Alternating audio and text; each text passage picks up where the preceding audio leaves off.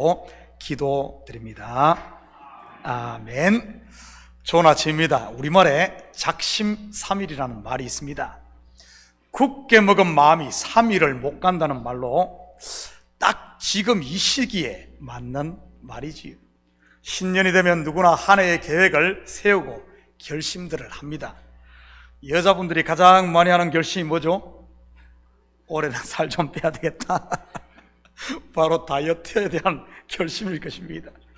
지금 우리 한옥권 예배는 청년들이 없는데 남자 청년들의 결심은 무엇인 줄 압니까? 짐에 가서 좀 몸 좀 만들어야 되겠다. 그래서 1월이면 헬스클럽이 성황을 이룹니다. 아마 1월 한 달 동안 1년 벌 돈을 다 버는 것 같아요. 장년들은 주로 어떤 결심을 합니까? 술, 담배 끊는 것입니까? 가족들과 더 많은 시간을 보내는 것인가요? 아니면 그동안 하지 못했던 취미생활이나 새로운 무엇인가를 배우는 것인가요? 성도들이 가장 많이 하는 신년의 결심은 무엇이겠습니까? 올해는 성경 일독해야지, 성경 구절을 암송해야지, 그동안 못했던 새벽 기도를 해야지. 항상 마음에만 있었는데 올해는 어떤 일이 있어서 휴가를 빼서 성교 한번 갔다 와야지. 아니면 공예배에 빠지지 않는 것, 11조 하는 것인가요?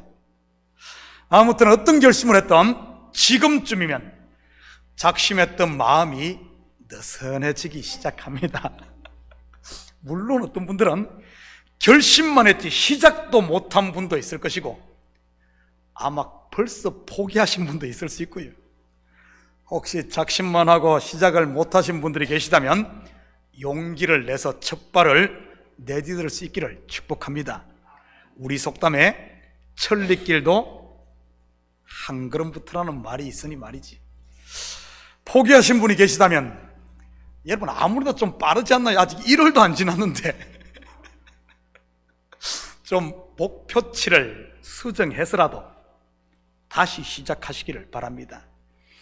그리고 마음의 허리띠가 느슨해지려고 하시는 분이 계시다면 다시 허리띠를 졸라맬 수 있기를 축복합니다.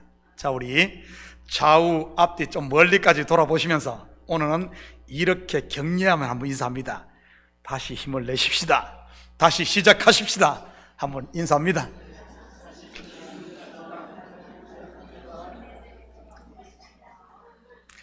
코로나 바이러스 백신도 퍼스트 샷, 세컨드 샷, 거기다가 부스터 샷까지 있지 않습니까?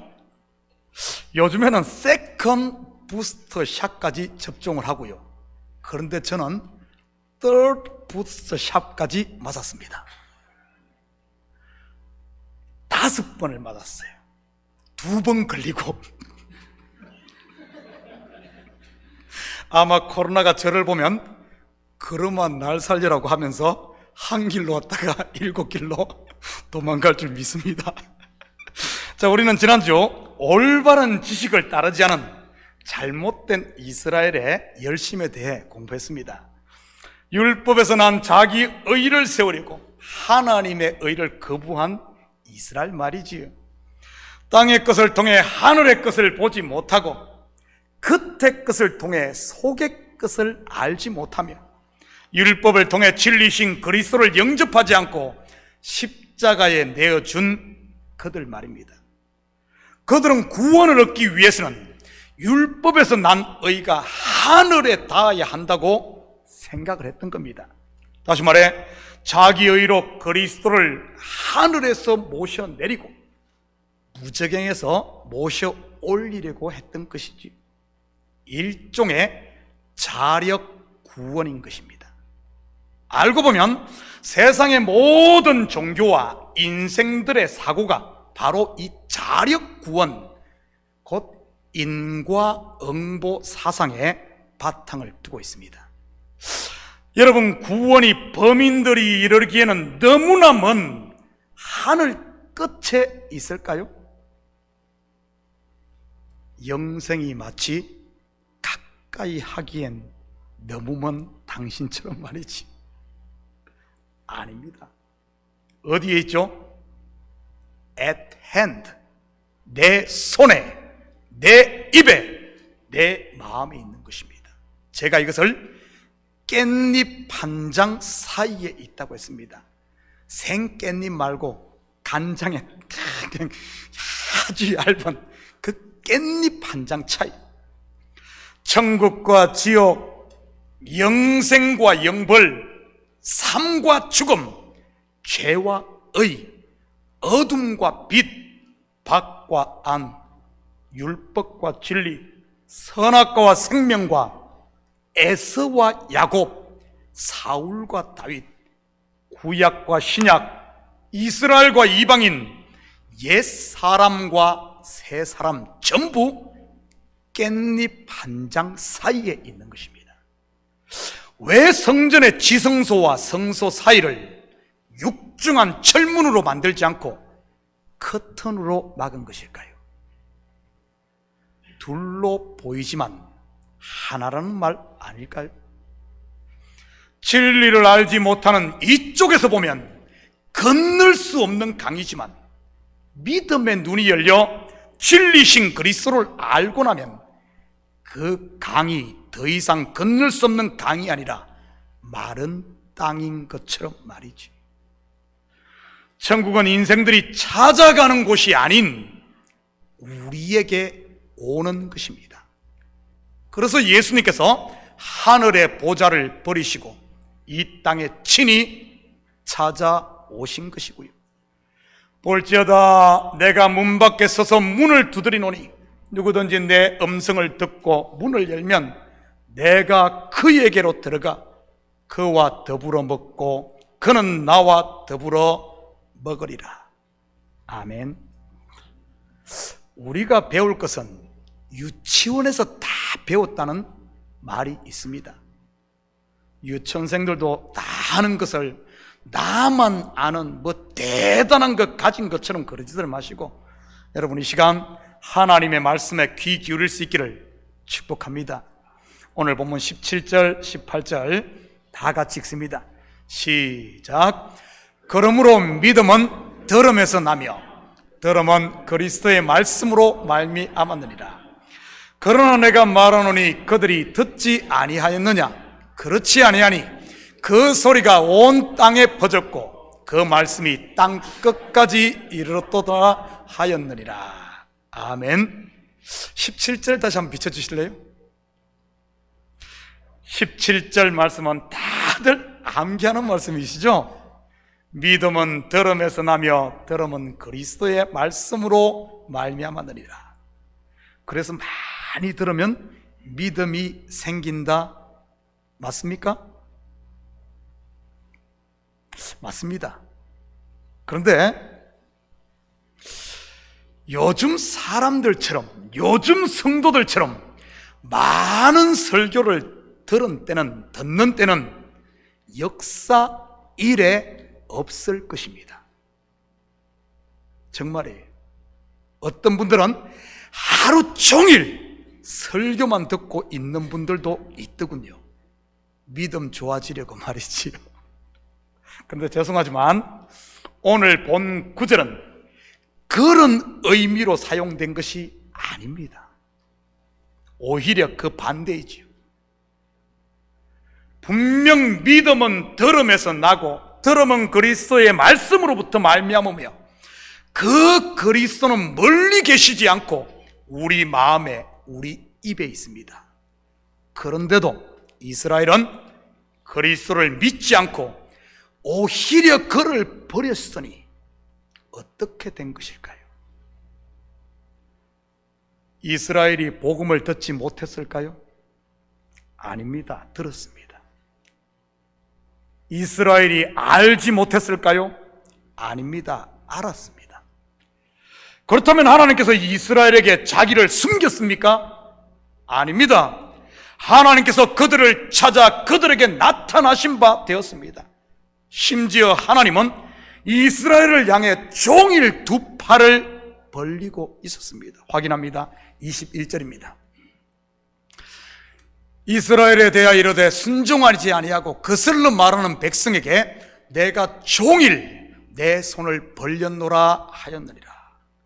쉽게 말해 하나님께서 이스라엘을 위해 하실 일을 다 했다는 그런 말입니다. 예수님의 비유에 나오는 아버지처럼 말이지요. 자식들이 달라는 것 다 주고 심지어 유산까지 상속해 준 아버지 말입니다. 그런데 왜 안 되냐는 말이지요. 왜 이스라엘이 믿지 않느냐는 말입니다. 비유 속 아버지도 그러지 않습니까? 달라는 것 다 줬는데도 둘째 놈은 집을 나가 쫄딱 망해버리고 큰 놈은 아버지의 모든 것을 가지고도 아버지를 오해하고 있었으니 말이지. 원하는 것 다 줬더니 결국 둘 다 이런 nothing이 되었던 겁니다. 그렇다면 하나님께서 실패하신 것일까요? 이스라엘을 포기하신 것일까요?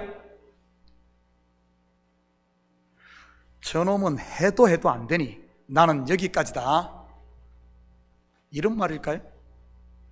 정답은 그럴 수 없느니라. 오늘 본문 11절 1절입니다. 11장. 그러므로 내가 말하노니 하나님이 자기 백성을 버리셨느냐? 그럴 수 없느니라. 나도 이스라엘이니요 아브라함의 씨에서 난 자요 베냐민 지파라. 무슨 말입니까? 나 봐라, 나. 여러분, 이스라엘 백성이여 나 좀 보십시오. 나를 봐. 나는 구원받지 않았느냐 하는 이런 말입니다. 그렇다면 바울은 자기가 어떻게 구원받았는가를 통해 이스라엘이 어떻게 구원받을 것인가를 오늘 말하고 있습니다. 여러분, 바울이 어떻게 구원을 받았죠?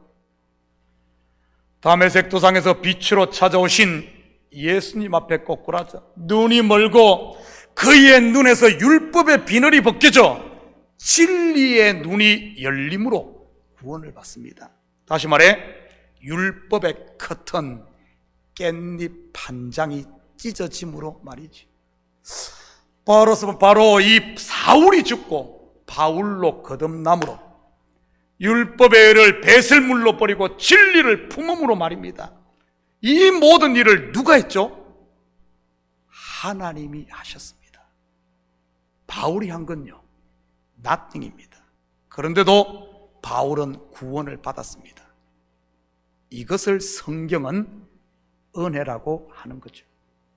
바울의 구원은 오직 하나님의 은혜로 된 것입니다. 그렇다면 이스라엘을 어떻게 구원하신지 볼까요? 2절입니다. 하나님이 그 미리 아신 자기 백성을 버리지 아니하셨나니 너희가 성경이 엘리야를 가리켜 말한 것을 알지 못하느냐?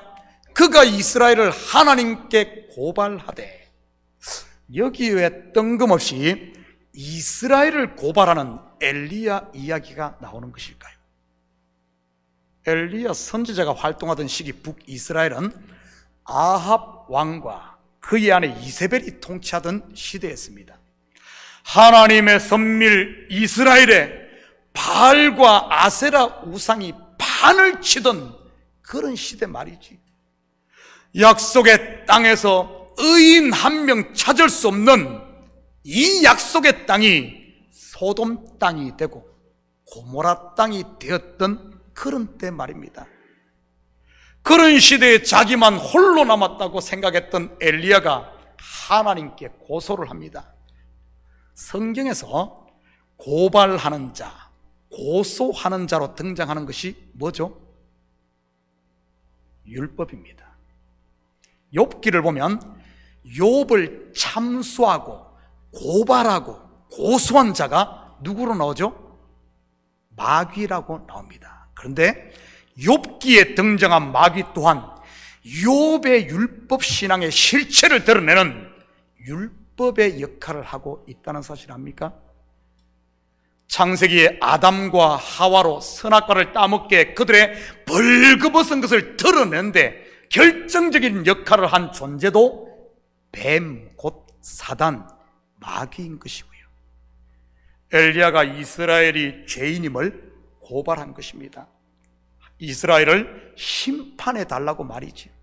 왜냐하면 그들에게 의의를 찾아볼 수 없었기 때문입니다.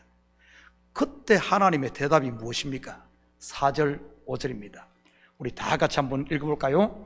시작. 그에게 하신 대답이 무엇이냐? 내가 나를 위하여 바알에게 무릎을 꿇지 아니한 사람 7,000명을 남겨두었다 하셨으니 그런즉 이와 같이 지금도 은혜로 택하심을 따라 남은 자가 있느니라. 우리 성경에는 바알에게 무릎을 꿇지 아니한 사람 7,000명이라고 번역을 했는데 히브리 원어에는 이 7,000명이라고 할 때 명이라는 말은 없고 그냥 7,000입니다. 이 말은 딱 7,000명만 남겨두었다는 그런 의미라기보다는 그냥 7,000을 남겨두었다는 말입니다. 7,000은 7 곱하기 1000으로 7도 완전수 곧 안식의 수요, 1000 또한 성경에서 만수로서 하나님을 상징하는 수입니다.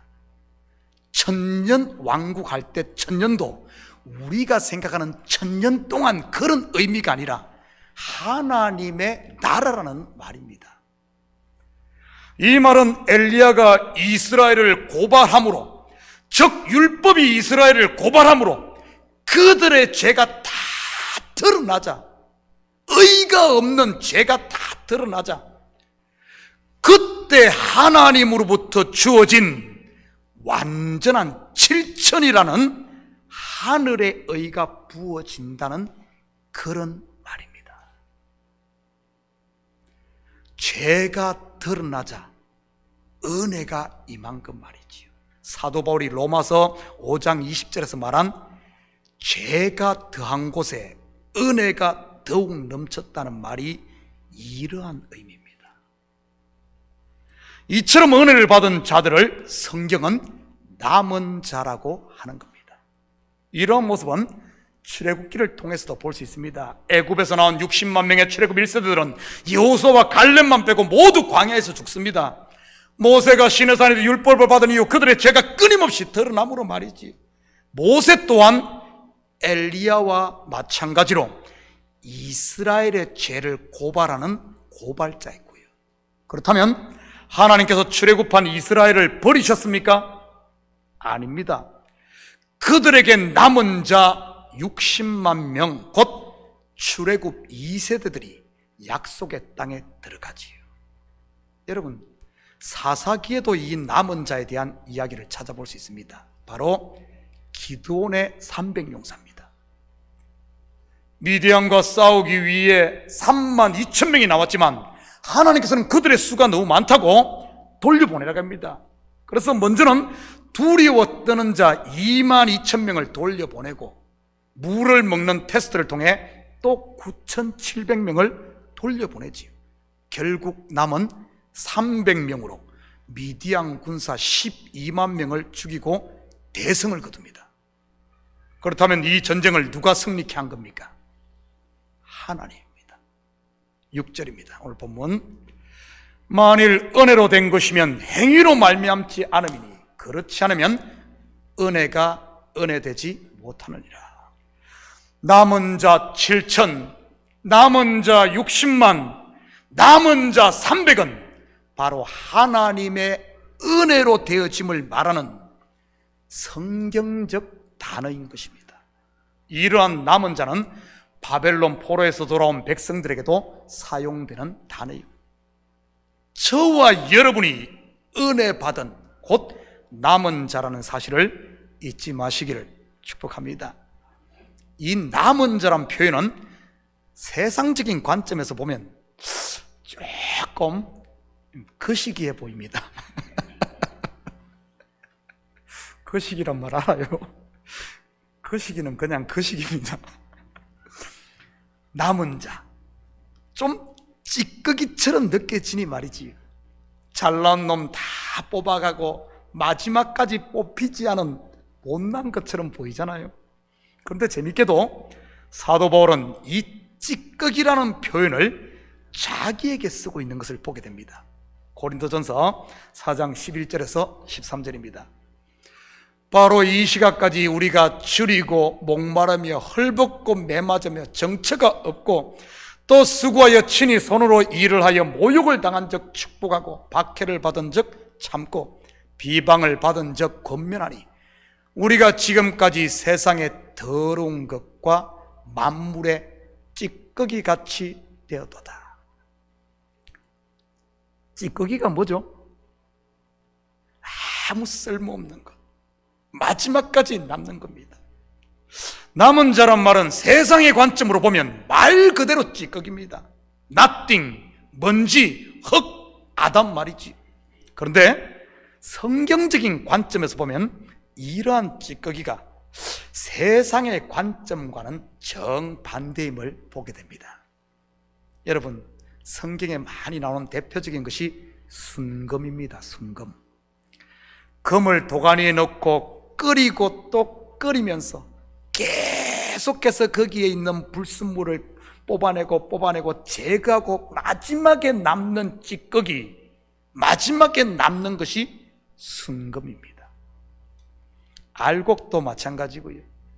타작을 마친 곡식을 키질을 하고 또 키질을 해서 마지막에 남는 게 뭔가 하면 순수한 알곡입니다. 물론 쭉정이나 이물질은 다 바람에 날려가고요. 마찬가지로 나라는 옛사람의 껍질을 벗기고 또 벗겨 제거해 나가다 보면 마지막에 남는 게 무엇이겠습니까? 바로 참나, 새 사람 나 아니겠어요? 예수 그리스도의 피 공로로 정결케 된 영의 사람 나 말이지. 이처럼 남은 자라는 말을 통해 우리는 신앙생활의 본질이 무엇인지 엿볼 수 있습니다.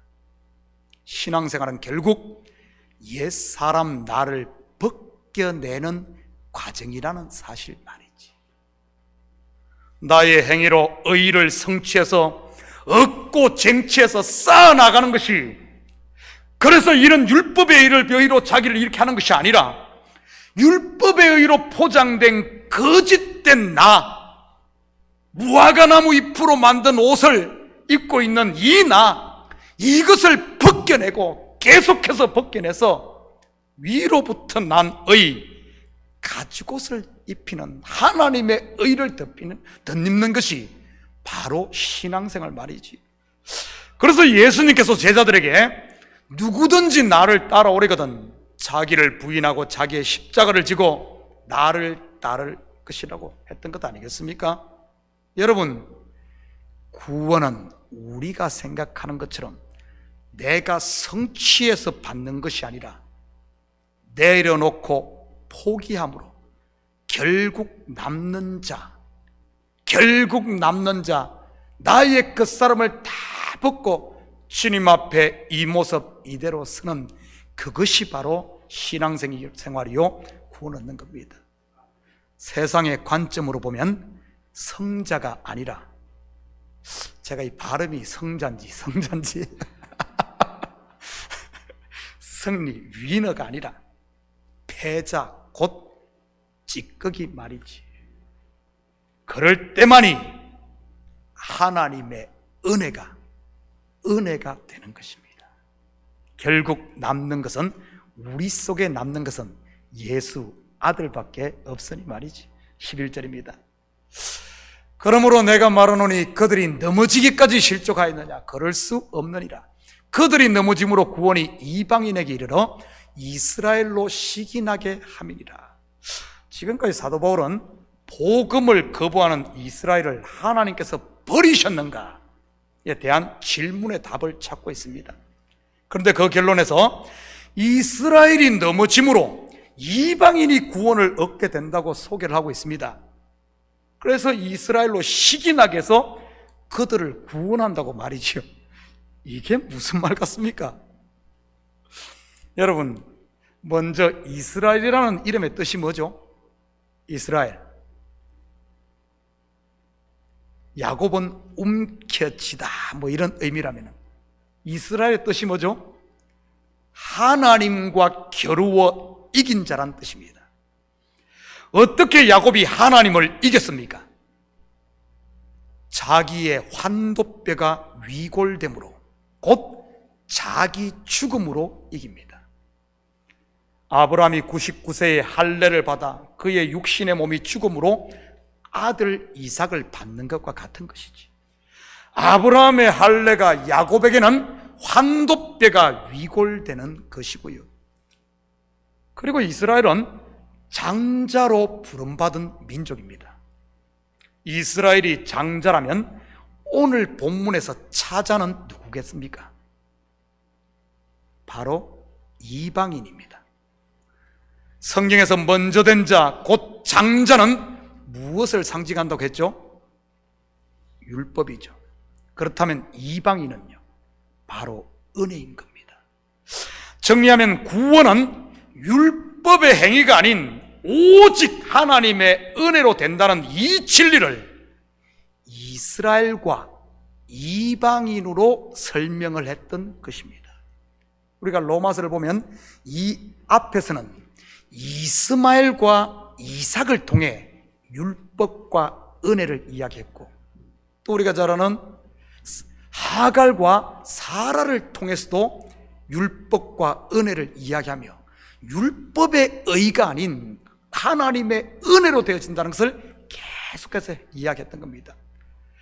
지금 이 이야기도 저기 이스라엘 백성들 빨리 가서 복음 전해서 구원해, 이 이야기 하는 게 아니라 성경을 다 거꾸로 보니까 전부 엉뚱한 남의 다리만 긁고 있어. 남의 다리만. 하나님은 내 이야기 하는데 왜 남의 다리 긁어? 남의 다리. 자기 구원을 걱정해야지 왜 남 걱정해? 지금 나는 이 겉에껏 육신에 똘똘해갖고 욕심과 걱정과 근심 두려움으로 똘똘 뭉쳐 있으면서 엉뚱한 데 가서 하니까 그게 뭐가 시원해집니까?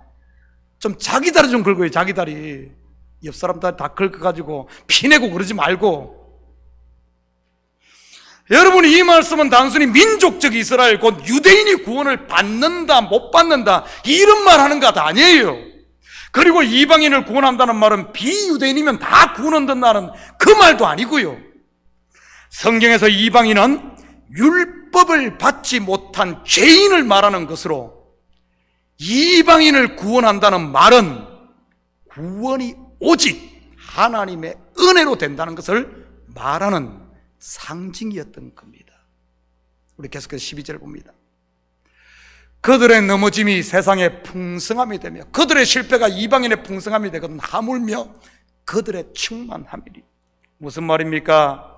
진리를 알고 나면 율법도 거룩하고 계명도 거룩하고 다 의롭고 선하다는 말입니다. 왜냐하면 나를 죄인으로 폭로했던 그 율법으로 인해 내가 진리이신 그리스도를 만났기 때문인 것이지.